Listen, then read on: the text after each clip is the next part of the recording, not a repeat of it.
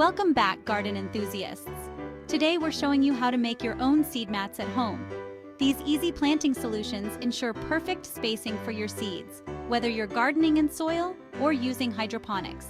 Let's get started. Seed mats simplify planting, ensure even spacing, reduce thinning, and can be used in both soil and hydroponic gardens. Here's what you'll need: paper towels or toilet paper, seeds, flour paste, that's just flour and water, scissors, a ruler, a marker, and a brush or Q-tip.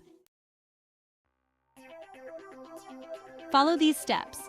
First, cut paper towels or toilet paper into strips or squares. Next, mark where you want each seed to go using a ruler. Then, mix flour and water to create a paste. Dab paste on each marked spot. Place a seed on each dab of paste. Finally, allow the seed mat to dry completely.